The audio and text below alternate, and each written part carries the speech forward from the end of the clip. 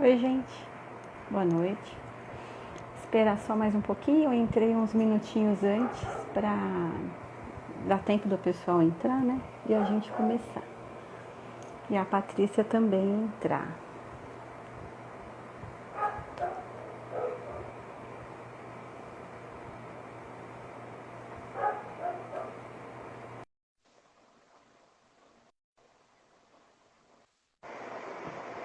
Oi, Oi, Lid. Oi, Patrícia. peraí que eu vou pôr meu fone. Tá Esqueci. bom. Com o fone eu acho mais fácil. É, você tá falando baixinho. Baixinho?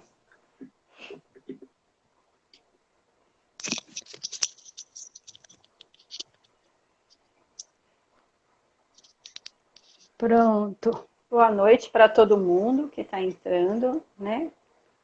Na nossa live parte 2 sobre osteopatia. Prazer, obrigada de novo, Paty, por estar aqui, né? Para mim é muito gratificante, eu aprendi muito, minha cabeça quase deu um nó da última que você deu, de tanta coisa que eu pensei e recebi recados. Oi, Cláudia, mãe do Miguelito, como vai? Recebi muitos recados de muitas mães, né, me falando que nunca tinham ouvido falar sobre isso. Algumas acharam que era uma doença, aí não assistiram porque não era exatamente a doença do filho delas, né? Então foi, Sim, oi, Clau, foi muito gratificante a gente poder trazer informação, informação de qualidade, né, para essas mães. Então, que para quem bom. está entrando agora, não ouviu você da primeira vez e está entrando só ouvindo agora da segunda vez porque ficou curioso, fala de novo, né? Quem é você, onde você trabalha, o que que é osteopatia. Daqui a pouco eu vou desligar o ventilador, é que eu tava com calor. Eu sou uma mulher do calor. Ai, ai. É, Primeiro, André, eu grande. queria agradecer a você pelo convite e a todo mundo que está acompanhando a live, né? Também eu recebi bastante comentário, pessoas vieram falar comigo no particular. Está sendo muito gratificante ter toda essa repercussão com relação ao tema, né? Eu fico Sim, feliz que o pessoal está interessado em saber um pouquinho mais de como que a osteopatia pode estar atuando associado à neurofuncional. Então, isso, exatamente. para quem não me conhece, eu sou Patrícia, sou fisioterapeuta, eu trabalho em Cascavel, no Paraná. Eu sempre atuei com crianças e agora eu estou associando a osteopatia com a parte da neurofuncional, né? Que antes era minha área exclusiva neurofuncional. E aí eu conheci a osteo e me encantei com o raciocínio da osteopatia e estou associando, trazendo para dentro da clínica essa abordagem também, né? E estou tendo Colocando em resultados, prática. estou tendo resultados bem interessantes com relação a isso. Eu só queria falar para o pessoal que está na live, eu não consigo falar, manter o meu raciocínio e acompanhar as perguntas que vocês mandam. Então, vocês Nem podem eu. mandar perguntas se vocês tiverem curiosidade. Se caso não responder agora na live, a gente responde depois ou faz uma próxima live com resposta só, né? Aí a É gente verdade, né? vê É uma boa mesmo. como que a gente pode estar organizando essa questão. Show. Aí, Então tá Andréia, bom, você que Paty. Nós paramos numa parte que a gente tava falando sobre o funcionamento de alguns sistemas, né? Então a isso. gente tinha curiosidade de saber, a gente acho que parou na parte do intestino. Eu falei para Uhum, você até que muitas vezes o meu próprio filho não rende na terapia por uma questão de intestino, né?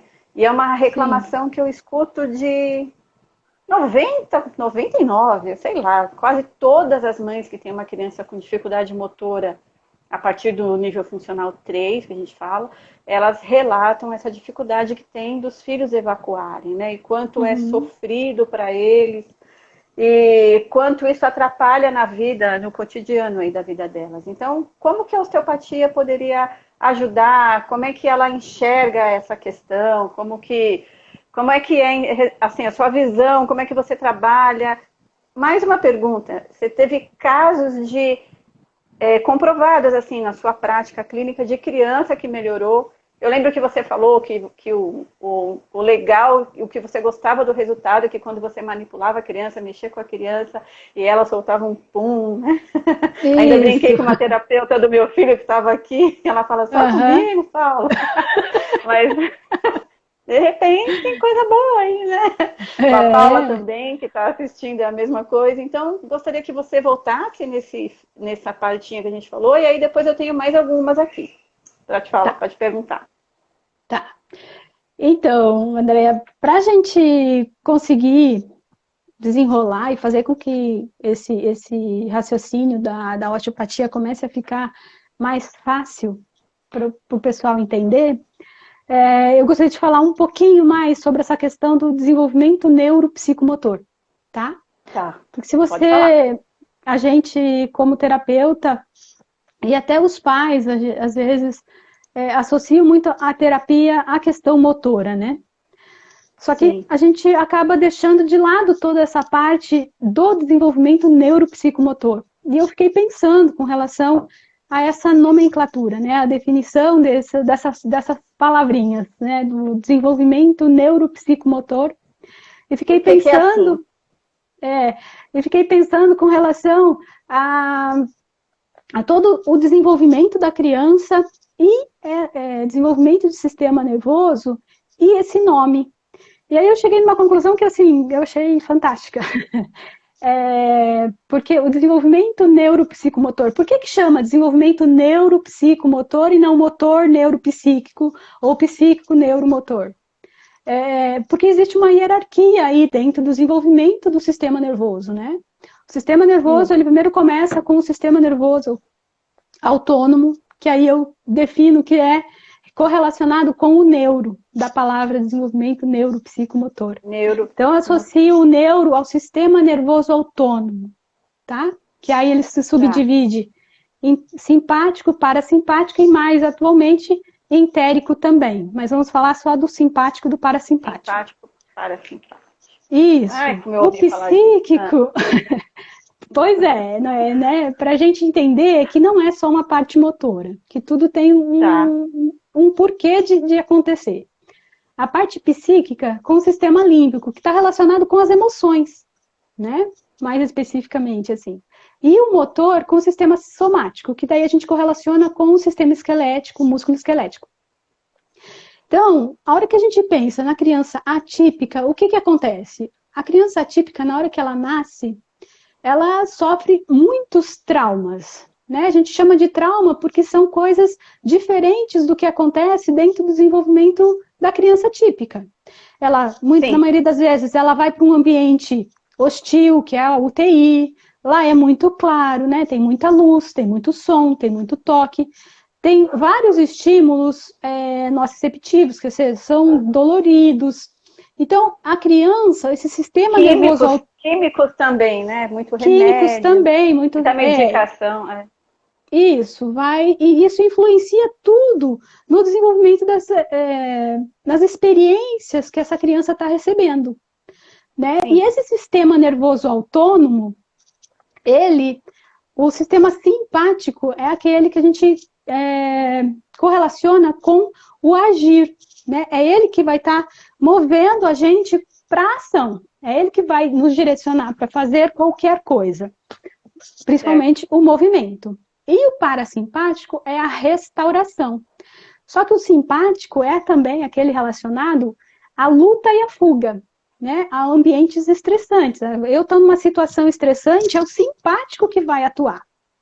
E como essa criança, pensando em toda a vivência dela logo pós-nascimento, que ela teve somente experiências traumatizantes, estressantes, vamos falar assim, né? Porque daí esse trauma aí as pessoas relacionam somente a coisa ruim. Ela precisava daquilo, né? Para sobreviver, ela precisava passar por aquilo. Então, para ela estar viva hoje, ela precisou passar por esse estresse para conseguir chegar onde ela está hoje. Ok, mas isso ficou gravado no sistema nervoso dela. Então, para esse sistema da criança, porque quando ela nasce, ela é um ser involuntário, ela tem muito mais características de um ser, de um bichinho, né, que age conforme as coisas acontecem lá fora. Então, eu preciso entender isso e levar isso em consideração quando eu estou trabalhando com a criança. Porque se ela só tem uma experiência estressante, tudo que se relaciona com o externo, para ela, é um sinal de perigo. Porque foi isso que ela teve, essa experiência que ela teve, né? A hora que eu saí da barriguinha da minha mamãe, aquele ambiente quentinho, gostoso, tranquilo, de repente eu venho para um ambiente que eu senti dor, que eu me assustei, que eu tive medo, eu tive várias experiências negativas. Então, tudo o que vem do ambiente para ela hoje é estressante também. E aí, esse sistema simpático, ele está super estimulado. E o que é o sistema simpático? Isso, ele está super ativo. Então, todas as estruturas que estão correlacionadas com o sistema simpático vão estar trabalhando de uma forma alterada também. Vai ter aumento de frequência cardíaca, vai ter aumento da força do músculo do coração, vai ter aumento respiratório, vai ter N atividades do sistema, de todo o sistema, trabalhando de maneira diferente.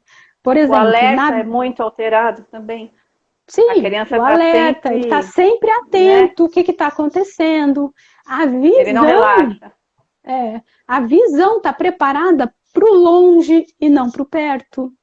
Então, assim, imagina uma criança com um sistema simpático extremamente elevado ser colocada de pé. Ela vai ter todo o sistema pronto para ver de longe se tem um Tiranossauro Rex chegando perto dela, se tem alguma ameaça chegando, mas ela não enxerga o chão que está perto dela. Ela não sabe o que está acontecendo ali perto, porque os olhos não estão preparados para ver de perto. Eles precisam focar longe. Entendeu? Entendi. O sistema, o trato gastrointestinal, pelo sistema simpático, ele não precisa funcionar, porque ninguém vai evacuar na hora que ela está sendo atacada. Ela vai fugir. Ela quer sobreviver.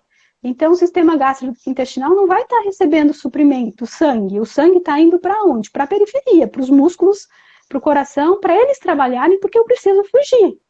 Então, para manter ela viva do estado de alerta que ela está, né? Isso, é uma questão de sobrevivência para a criança. Tá. Então, tudo isso vai explicando o porquê dessas alterações que as nossas crianças têm. As nossas crianças têm todas essas alterações. Elas têm a alteração no movimento da contração da pupila, né, na entrada e saída de luz, do funcionamento do sistema gastrointestinal, do sistema respiratório. Tudo está alterado. Mas eu tenho que lembrar que o sistema nervoso autônomo dela, lá no começo, foi alterado. Ela tem a dificuldade lá atrás. Então, para eu conseguir fazer que essa criança tenha uma resposta somática, motora, mais adequada, eu preciso olhar para esse sistema. Por isso que... Como? Aí você olha para esse sistema e faz o quê? Praticamente. Mas aí, isso é a importância do profissional, né? Porque isso são especificidades da anatomia e da fisiologia que a gente vai ter, que a gente vai entender o que está acontecendo. E a osteopatia, ela dá um direcionamento, né? Ela dá uma atenção para isso, e a gente daí tem as técnicas para estar fazendo com que esses sistemas trabalhem de uma maneira mais equilibrada, buscando... harmoniosa, digamos. Essa harmonia entre o sistema simpático e o sistema parasimpático. Porque se a criança, outra questão que você, né, depois a gente vai tocar conforme as tuas perguntas, é a questão do sono da criança também, né? Sim, então, se uma criança está alerta, como que ela vai descansar? O simpático é para ela agir. Se ele está muito ativo, o parasimpático, que é o sistema da restauração, dessa criança conservar a energia, que é o que acontece no sono, não consegue entrar. Então, ela não vai conseguir dormir de maneira adequada. E daí tem outros fatores que eu vou estar falando também, que às vezes a gente, por um comportamento nosso, um medo nosso, dos pais, né, acaba fazendo e que modifica também o comportamento do sono da criança. Mas assim, então, voltando, né, essa questão do desenvolvimento neuropsicomotor, eu preciso, como profissional da área da saúde, entender a função desses sistemas e o que isso está influenciando no desenvolvimento dessa criança. Como que isso está afetando o motor dela, né, para o motor não estar agindo da maneira correta. E daí eu preciso estar analisando tudo. Então, o simpático, ele se correlaciona principalmente, os gânglios do sistema simpático está lá entre T1 e L2, na coluna vertebral.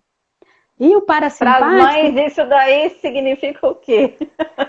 T1 então, isso e é uma L2. questão muito anatômica, né? Porque aí você tem que... É o nível na coluna onde isso está posicionado. Onde acontece essas alterações, onde está a hiperestimulação que está acontecendo no sistema dessa criança, né? Esses gânglios estão posicionados nessas regiões. Aí o sistema parasimpático, por exemplo, ele está lá no tronco encefálico e no sacro.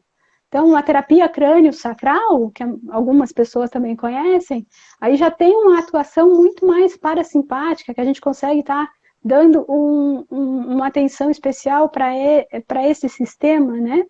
E aí fazer correlações com as respostas no corpo da criança. Antes de conhecer a osteopatia, eu já tinha feito a formação da crânio-sacra, pela essa minha curiosidade, né? Então, eu já atuava, e os pais relatavam muito essa melhora na função do intestino, que as crianças paravam de usar supositório depois que eu fazia a crânio-sacra neles. Por quê? Porque dava a chance para esse organismo, fazia com que a criança saísse de um estado alerta, de um estado de estresse, do simpático, e deixasse entrar o parasimpático, que é o que acontece na terapia quando a criança começa a soltar pum, que ela solta o intestino dela durante a terapia. Você conseguiu fazer com que esse sistema saísse de um estado de estresse e liberasse o sangue para a região do intestino, e aquilo começasse a trabalhar de uma forma mais tranquila, relaxada, e ele sim soltar o que ele precisava soltar. Entendi. É bem interessante. Mas fala uma coisa para mim, Paty. A mãe chega com uma queixa para você. Olha, meu filho tem muita dificuldade de evacuar. Existe alguma coisa que a fisioterapia pode fazer para ajudar? A gente sabe que as terapeutas ajudam, né? Nessa parte. Aí quando você entra com seu conhecimento de osteopatia, é manipulação que você faz. Aí ela é diretamente aqui na região, né, do abdômen, ou ela é em alguma outra região que vai fazer essa ligação dos sistemas e mandar essa informação e ajudar a criança a relaxar? Entendeu? Então, entendi. Tá. Eu vou trabalhar especificamente na base do crânio dessa criança, vou ver vou avaliar o crânio dela. Provavelmente não. A tendência de que ela tenha alguma disfunção nessa base do crânio. Por quê? Porque a informação parasimpática, né, o nervo responsável por mandar a informação para os órgãos, para as vísceras abdominais, é o vago. E ele sai lá do forame jugular, que é lá na base do crânio. Né? Então, ele pode estar tendo uma alteração nessa comunicação. Então, eu vou estar avaliando a base do crânio dessa criança. Vou estar verificando também como é que está todo esse tendão central que eu comentei na outra live, para estar liberando as tensões das membranas, porque elas vão estar correlacionadas, né? Vai lá desde do crânio até no sacro. E aí eu oriento as mães a alguns posicionamentos que elas podem brincar com a criança em casa. Porque eu não associo a mãe a terapeuta. O filho não quer mãe terapeuta. O filho quer a mãe. Quer a mãe, em com certeza. casa, mamãe não faz exercício. Em casa a mamãe brinca. Ai, que bom. Mamãe não faz nada de terapia. Eu, Paula trabalha comigo, deixa claro isso para ela. Acho que é capaz dela deixar claro isso para mim, na realidade. Ô, Paty, só fazendo um gancho nisso aí, tem uma moça aqui perguntando, ela falou assim, que talvez seja a dúvida dos outros profissionais que estejam aqui ouvindo a live, se você primeiro faz essa reorganização dos sistemas e depois entra com a terapia convencional ou alguma outra técnica, que esse daí já eu estou perguntando minha, junto ou você trabalha tudo junto? Necessariamente eu preciso liberar antes para entrar com uma outra terapia, né? Uma terapia convencional, por exemplo. Porque se eu não consigo, se eu estou vendo que essa criança está desorganizada devido a essas disfunções por tensões membranosas, por tensão, por algum tipo de disfunção que afete esses sistemas mais primitivos, que é o sistema nervoso autônomo, eu vou liberar antes. Eu faço antes de fazer a terapia convencional. Porque daí, porque a partir do momento que eu liberei... Você prepara ela. Eu dou a possibilidade para esse corpo agir de uma maneira mais adequada. E aí a resposta da criança muda, né? Aí as mães porque as mães acompanham minhas terapias e elas falam assim, nossa, mas ele nunca ficou de prono desse jeito. Ele nunca levantou a cabeça assim. Ele chora na hora que eu coloco em casa. E a criança começa a levantar o bracinho, começa a fazer coisas que eles nunca vivenciaram. E aí eles começam a experimentar, ter as experiências motoras que eles deveriam ter feito. Entende? E aí a coisa começa a desenrolar. Certo. Aí falando de tensão, né, do que acontece também com a maioria, tem os músculos espásticos, né? Que eles são grandes vilões, assim, a gente fica brigando com eles, a criança briga com eles, ou não, né? Às vezes eles usam até isso como um fator para ajudar em algumas coisas. Eu vejo pelo meu filho, né? Não sei se isso é assim, que momento isso é favorável ou desfavorável não é o que eu quero discutir, mas eu queria entender como a osteopatia também olha para isso, né? Qual que é o seu pensamento?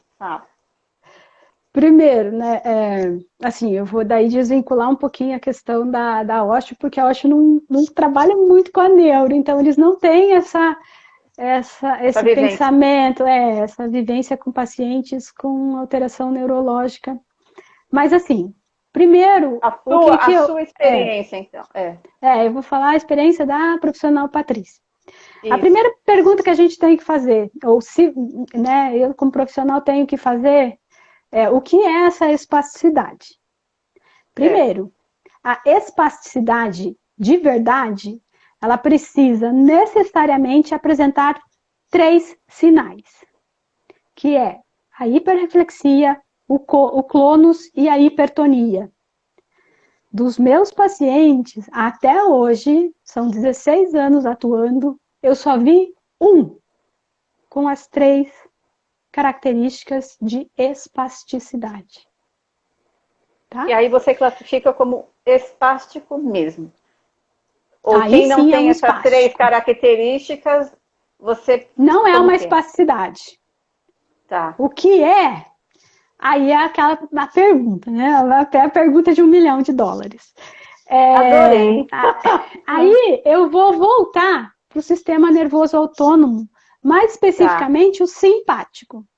Quando o simpático está atuando, né? Está com uma hiperatividade, vamos dizer assim, ele aumenta a força do músculo esquelético. Tá. E aí, é uma hipertonia? Ou pode ser uma espasticidade. Que é o que todo mundo fala, né? Tá com um tônus aumentado, é um espástico. Você vê isso, né?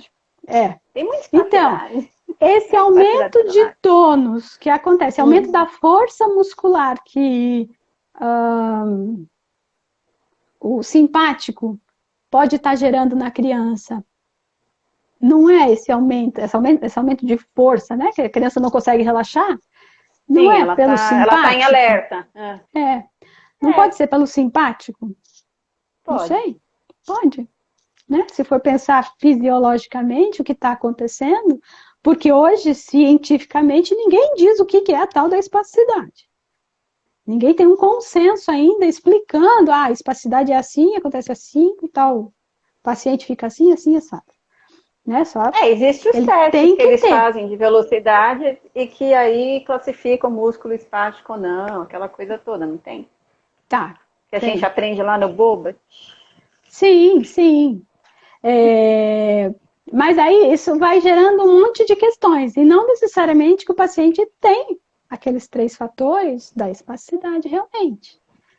Então, hoje eu me Entendi. questiono muito com relação a isso. Outro fator é que Hum. também ocorre uma alteração na motilidade do vaso, na contração dos vasos onde leva o sangue para os músculos e para todas as regiões do sistema. Se essa criança está com um excesso de ativação de um sistema para que haja uma vasoconstrição, ou então um aumento de força, né? O músculo contraia, ele vai vasocomprimir aquela artéria. E isso vai diminuir a nutrição para essa musculatura.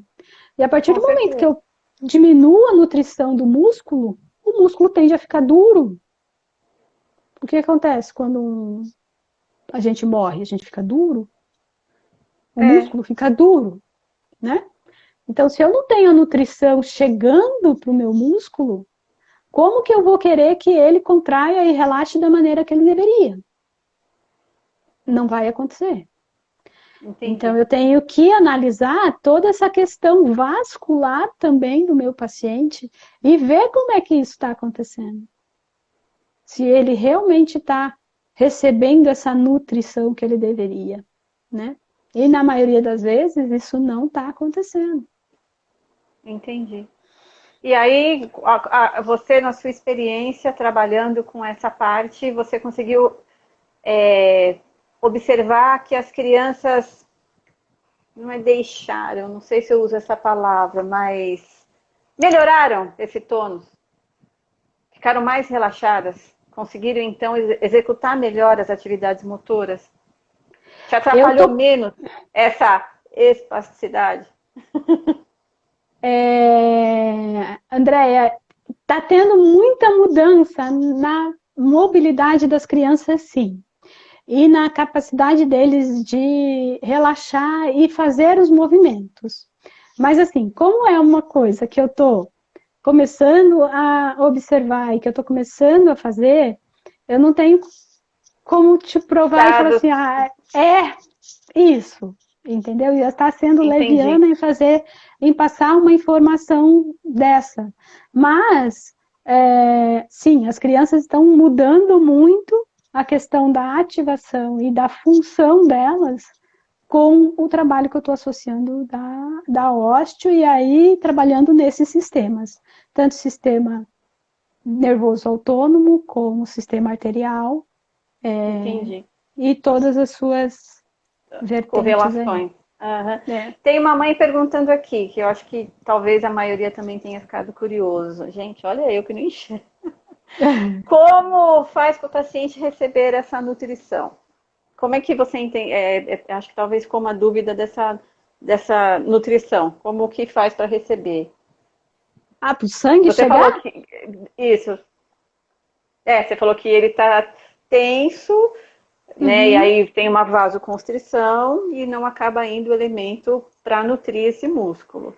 Então é relaxando, né? Tirando Primeiro, a eu tensão, tenho que né? tirar essa criança desse sistema Esse nervoso padrão, autônomo alto. entendi, Né? O entendi. simpático, eu tenho que, de alguma maneira, conseguir atuar em cima desse sistema para que ele reduza o estresse dele e comece esse sistema a entrar num equilíbrio. A criança não pode permanecer nesse estresse constante que a maioria das crianças atípicas ficam. Fica. É. Ela perguntou também sobre o reflexo de Moro, mas o reflexo de Moro não é aquele de que você fala da fuga da criança, que você falou na primeira Ele live? A maioria dos reflexos, eles acontecem, eles vêm, a origem deles é do tronco encefálico, né? Então, a gente precisa estar vendo toda essa questão primária da criança. Claro, os reflexos da criança, ela, nos primeiros meses de vida, ela é reflexa, né? Então, a gente precisa organizar isso. Ela vai, conforme ela vai experimentando ou vivenciando situações emotivas e motoras, ela vai integrando esses reflexos. Uma coisa é a criança se movimentar sozinha para integrar o reflexo, e outra coisa é o terapeuta bloquear um reflexo dizendo que está integrando, ou trabalhando para integrar o reflexo. São duas coisas diferentes. O sistema não bloqueia nada, o sistema ele trabalha para tornar o movimento ativo. Se você for ver, os atletas de elite, eles não são crianças atípicas, e eles usam o reflexo na maioria dos movimentos, nos gestos esportivos, né? Então, o reflexo sempre vai existir no nosso organismo. Dependendo da situação, e por que o atleta busca um reflexo, ele está num estresse, né? Verdade, eu nem falo. Numa situação estressante, uma situação diferente, onde ele precisa recrutar uma atenção desse sistema de maneira, enfim, né? Deixa os atletas para lá. Vamos voltar aqui para as nossas crianças. As crianças, elas precisam se movimentar e vivenciar esses movimentos dos reflexos de forma ativa, porque uma criança, a hora que eu até vivenciei isso essa semana com uma paciente minha que tinha o reflexo bem exacerbado, e eu falei para a mãe, ó, presta atenção, o que ela está fazendo, e olha que lindo. Ela, a hora que a gente colocava ela no tablado, ela já fazia o reflexo de Moro e começava a chorar. A hora que eu coloquei ela no tablado, ela fez o Moro, olhou para um lado, olhou para o outro assustada e viu que não aconteceu nada demais. Ela voltou, deitou de lado, levou a mão na boca e começou a brincar com a mão. Isso é começar a integrar um reflexo que, no caso dela, estava presente ainda. E estava... Quantos anos? Estou olhando para trás para ver a hora. Ela está com 2 anos e pouco, a Gabi. Agora, eu não lembro. É novinha, é novinha. Ela é novinha. Tem crianças mais velhas ainda que tem muito exacerbado o reflexo, né? Às vezes eles vão, às vezes eles voltam. Só que ele só vai integrar a hora que ele perceber que aquela situação no ambiente externo não é uma situação de perigo, que ela precisa, que ela está correndo risco de vida. O Moro nada mais é que ou eu fujo, né, que ele abre, ou eu luto. Você nunca vê uma criança lutando. É a segunda fase do Moro, né? Ela foge e depois a segunda fase a criança vem lutar. As nossas crianças não lutam, elas só fogem. Né? A grande maioria, né? Não vou dizer que só fogem, mas tem as que lutam também. Mas a grande maioria, é verdade. Bem verdade. Aí não tem como relaxar, né? E aí, mais uma perguntinha que a gente ia fazer para você tentar responder hoje, ou abrir aqui a nossa mente em relação a isso, né? Eu sei previamente que é difícil, é uma pergunta difícil, né? Também não sei se você vai conseguir responder. Tá bom. Mas em relação à convulsão e epilepsia, né? Se você... Talvez eu teria até a resposta já de tudo que você falou, mas eu quero ouvir de você. Se você teve aí na sua clínica alguma experiência com alguma criança que apresentava muitas crises, e relaxando e integrando esses sistemas, ela apresentou melhora, mais calma, ou se ainda a osteopatia, eu sei que ela não olha porque ela não trabalha com neurofuncional, então é você que está trazendo isso, assim, como é que funciona, enfim, antes que eu enrole mais a pergunta. Tá, assim, eu não posso correlacionar a atuação da osteo com a melhora ou a diminuição de uma alteração sináptica do sistema nervoso, tá?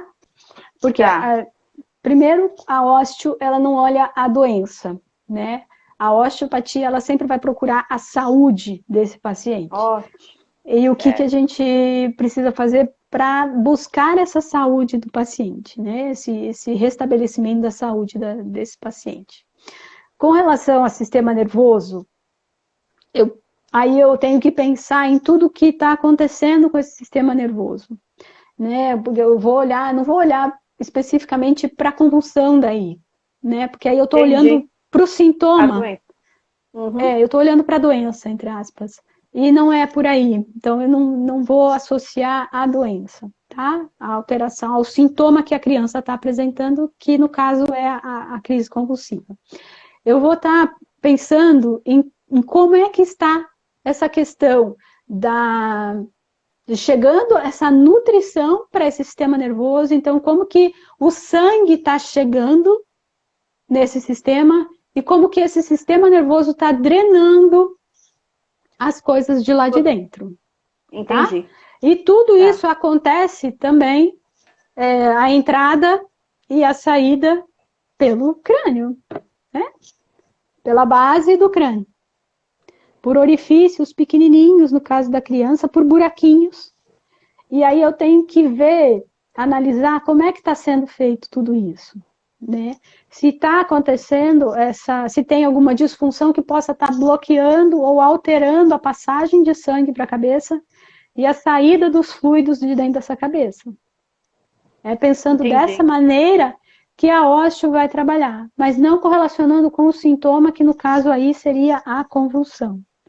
Entendi. Teoricamente, se você melhora a nutrição, se você melhora a entrada de sangue, você está fazendo com que a nutrição dessas células nervosas seja melhor, essa nutrição, então a capacidade dessas sinapses químicas estarem acontecendo é muito maior, né? Mas eu também não posso dizer que assim aconteceu, porque eu não tenho nem como, clinicamente, eu não tenho como comprovar, e tem que mandar para um médico fazer um eletroencefalograma, ver se tem irritabilidade, né, que daí envolve todo um outro sistema e aceitação da clínica toda desse paciente, dos profissionais que acompanham esse paciente, e um despendimento financeiro maior para comprovar isso. Então, não tenho como te falar assim, aconteceu por causa disso, né? Não posso falar isso para você, mas o raciocínio seria esse, tentar, né, mas se a gente fizer uma correlação aí com o sistema que está em alerta o tempo todo, né, e você acaba melhorando toda essa nutrição e essa correlação, eu acredito sim que a criança possa, pelo menos, não manifestar crises assim, em situações de perigo, que ela sente que a maioria das crianças que a gente vê que às vezes tem uma convulsão ou uma crise, ela teve um estímulo diferente que foi agressivo para ela naquele momento, ou uma luz muito forte, ou um barulho muito forte, até um cheiro muito forte, ou uma mudança de posição muito forte, e aí ela desencadeia algumas crises. Então, talvez também seja... Assim, Estou aqui pensando com meus né? Que eu vejo... uma hipótese, eu posso considerar. Não acende. Vai dar crise na criança. Já tive paciência assim, eu posso acender a luz? Não pode. Não pode porque ele entra em crise. Cuidado com o tom da sua voz que ele entra em crise. E como é que você sabe que ele está tanto em crise assim? Porque acontece isso, aquilo. Então, a criança nunca está relaxada.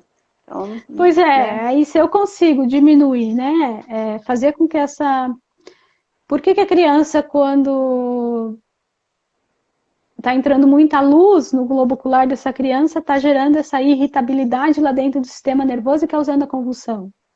Então, o que está acontecendo que esse olho, que esse músculo da pupila não está conseguindo trabalhar? Isso é sistema simpático. Contração de pupila. Né? Por que ele não está fechando? Por que ele não está abrindo?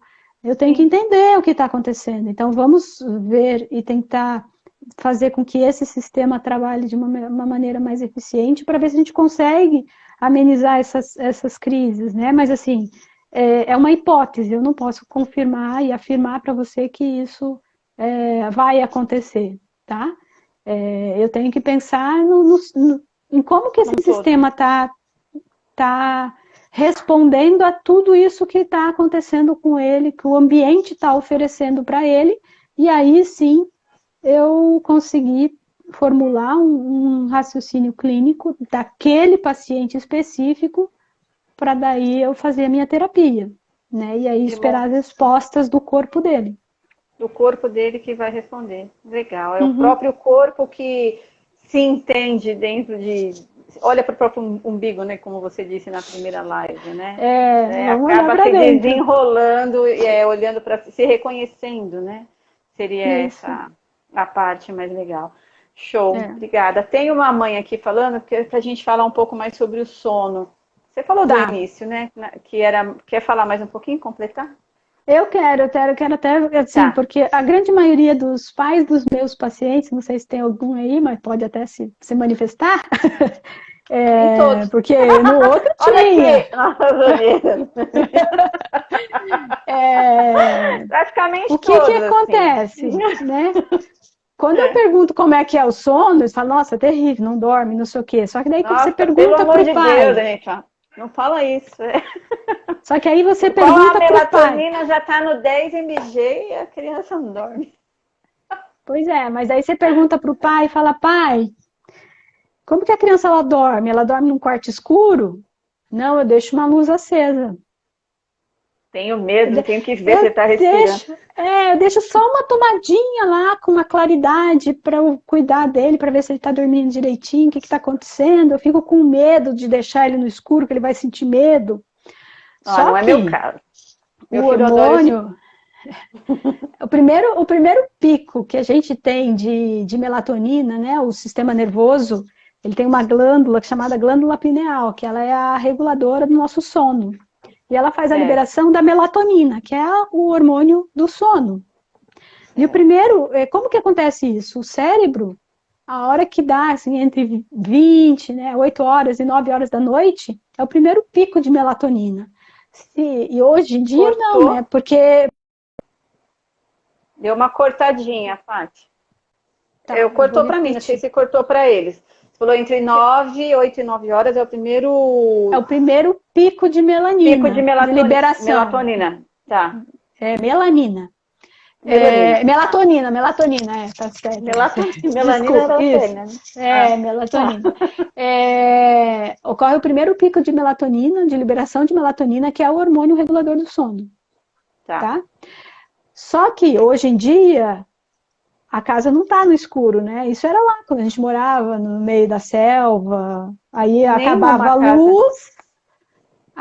a luz, o cérebro entendia que estava na hora de dormir, hora da restauração, né? Que é o momento do sono, onde há a liberação de muitos hormônios, hormônio do crescimento e tal. Acontece tudo à noite. Então, a criança precisa dormir no escuro. Ela quando não consegue? Tem que trabalhar. Isso é um costume.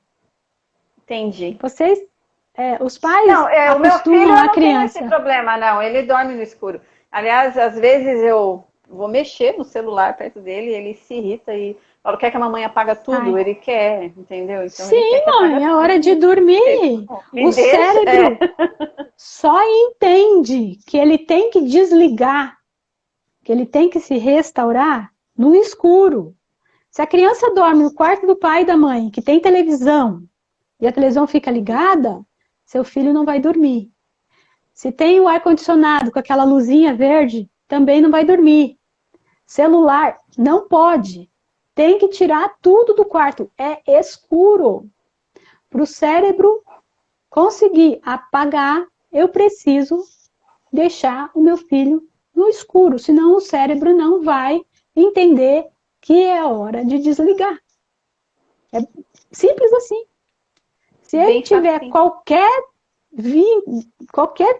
resquício de luz, ele vai entender que ele não tem que desligar. Ele vai ficar alerta. Alerta.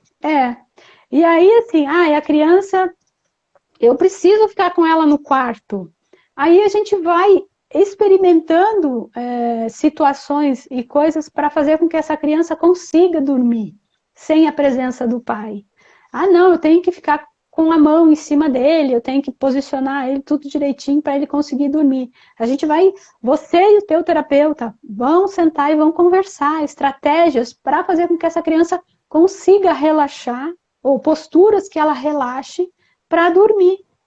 E aí, Tem relatos de escuro. mães, Patrícia, que dormem com os filhos literalmente no colo. E a cada 3 horas eles acordam. E o relato é que se tentar pôr na cama ou no berço, aí que não dorme mesmo. Então elas preferem dormir 3 horas com a criança no colo do que não dormir nada. E aí, assim, eu não tenho nem como orientar sobre isso. O que ele precisa? Ele precisa dessa contenção que você está fazendo? Vamos conter ele. Vamos, não, ele precisa da, né, a contenção é a mãe abraçando. Então, vamos acabou de falar, ele só dorme no colo e tem que ficar em pé. Aí, é muito sofrimento para nós mães, gente, pelo amor. Mas isso desculpa, eu vou falar, mas é um costume que você fez. Porque você fica de pé chacoalhando e fazendo ele dormir de pé. A criança, ela vai estar de olho fechado, descansando. Por que tem que ser de pé? Algum movimento você está fazendo que traz para ele conforto. Né? Então, assim, a gente tem que encontrar, porque isso causa um estresse, não é só na criança, no sono, ou uma alteração no sono da criança, é da família inteira, né? E isso vai gerando um desgaste na família toda. Porque você não consegue trabalhar no outro dia, isso vai acumulando, até que torna um problema de saúde. Porque você não consegue, teu corpo não consegue se restaurar. Uma tem família que encontrar. Inteira. Eu teve um caso de uma paciente minha que eu orientei a mãe a fazer uma luva. Primeiro eu falei para ela fazer com água, depois ela fez com arroz. A luva, pegou uma luva cirúrgica, encheu de arroz, e ela deita a criança e coloca a mão em cima dela. Entendi. A criança tem a sensação que tem alguém ali com ela e ela dorme. Tá com a mão lá. Boa ideia, viu?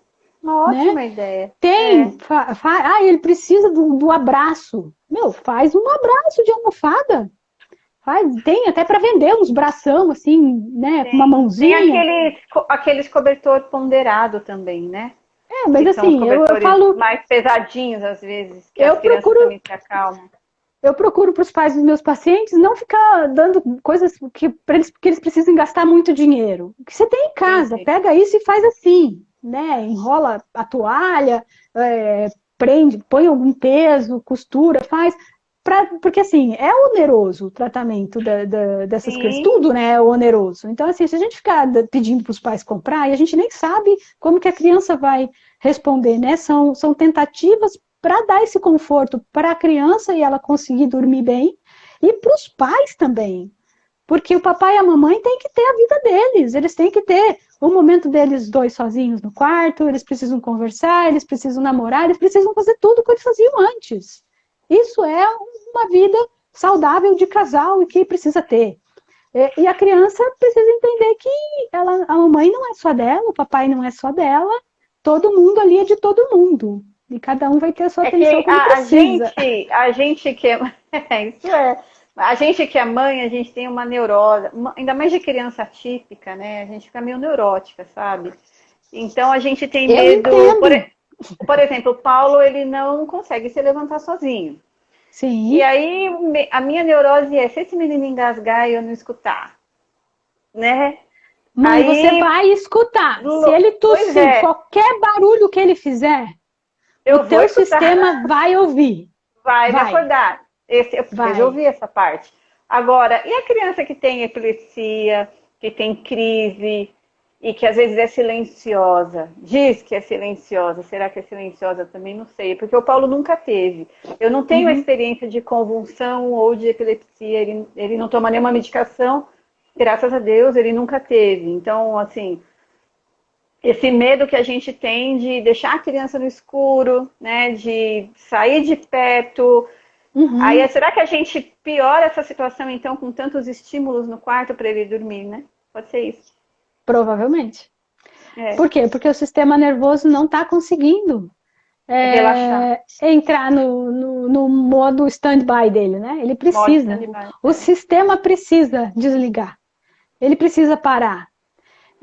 E se a gente não der essa oportunidade para o sistema, ele vai se esgotando, a criança vai reagindo com humor, com tudo. Ela vai ficando cada vez mais irritadiça, e aí as terapias não evoluem, o comportamento em Não. casa só piora, né? A gente tem que entrar num contexto, e aí analisar cada caso especificamente, né?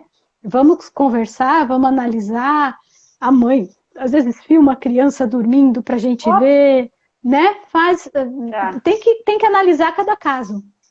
E aí, Também acho que é tomar as interessante conversar atitudes. com o médico, né? Sobre esses tipos de crise silenciosa, né? Falar com o neuro. Sim, sim. Porque se a criança está medicada e continua tendo crise, nesse momento que ela tem crise, faz o quê? Dá mais remédio? Leva para o hospital? Porque senão não tem sentido mesmo, às vezes, ela ficar de vigia na criança, sendo que ela está sendo medicada, e isso pode ser um padrão dela, e até que ponto é normal ela ter uma crise ou outra, e que grau que é essa crise, né? Eu acho que extremamente... Pode falar. É extremamente importante essa comunicação verdadeira dos pais com os terapeutas, com os médicos, né, com todo mundo. Porque só eu sabendo o que está acontecendo dentro de casa com o paciente que eu vou poder te ajudar. Se você me traz informações picadas, eu vou interpretar e bolar um raciocínio através daquelas informações picadas que você está me dando. Então, quanto mais verdadeiro os pais vierem com as informações para mim, para o médico dele, né? Essas pessoas estão ali para auxiliar, né? Ninguém vai estar julgando o que está acontecendo, ou achar que você está mentindo, que você está exagerando. Não. A gente vai pensar para trazer a melhor solução para o filho de vocês e para a rotina familiar de vocês. Esse é o nosso papel, foi essa missão que a gente abraçou. Facilitar e ajudar vocês.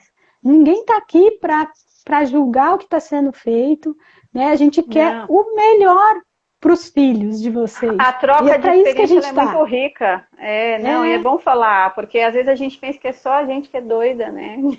Que está igual uma galinha em cima do filho o tempo todo, mas não é.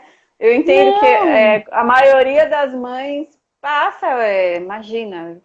Eu já passei com o Paulo para fazer ele dormir, foi terrível, mas sempre insistir em deixá-lo dormir, né? E nada melhor que você falar com uma pessoa de fora para ela tentar te dar uma luz, né? Sim. Porque às vezes você está tão dentro daquela rotina que você não consegue enxergar. Às vezes uma almofada que você tem em cima da cama é a solução para os seus problemas. E está ali. E você nunca pensou naquela possibilidade. Né? E as pessoas que estão trabalhando com os filhos de vocês, às vezes eles olham e falam assim, nossa, usa isso. Vai ajudar, assim, faz assim, faça assado, né?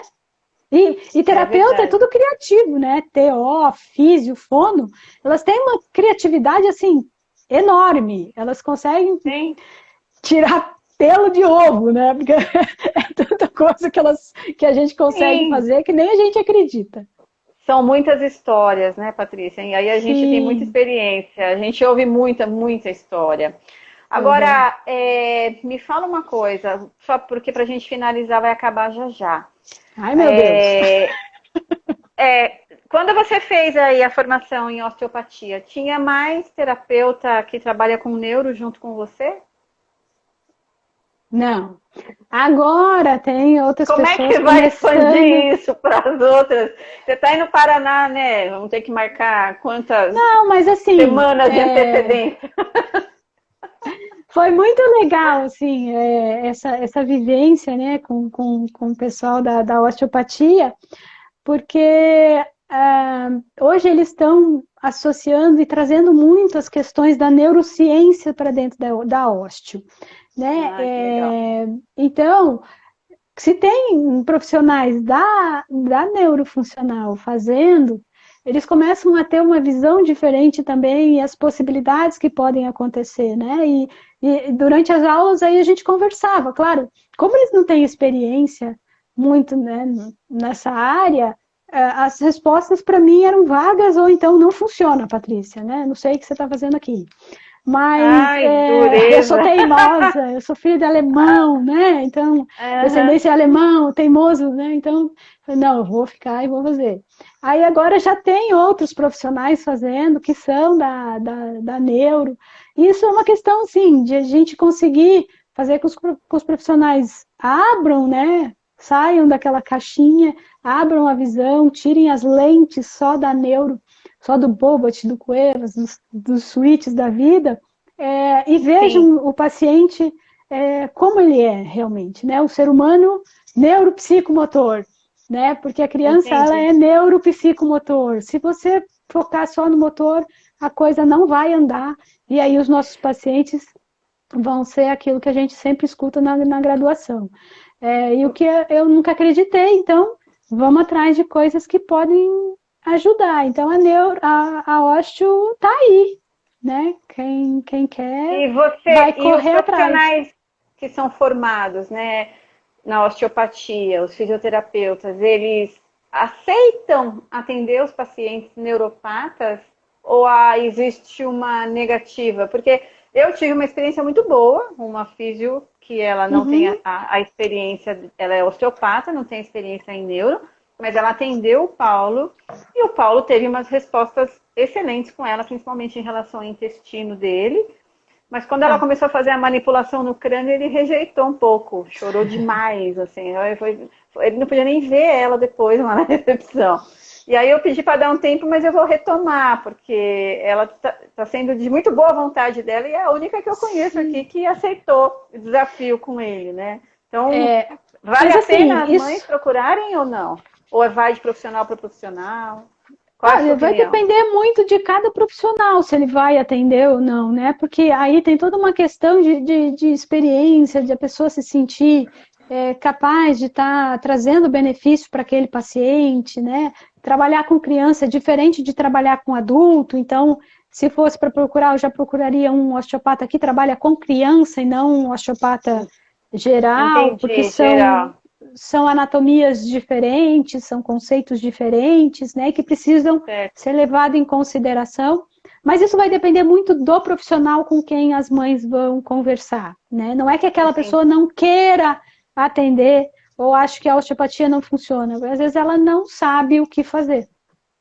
Entendi. Tá, Então, não não sabe sabe como que avaliar o caminho. paciente neurológico, né? Então, isso fica muito vago, às vezes, para um profissional que nunca trabalhou com paciente da neuro.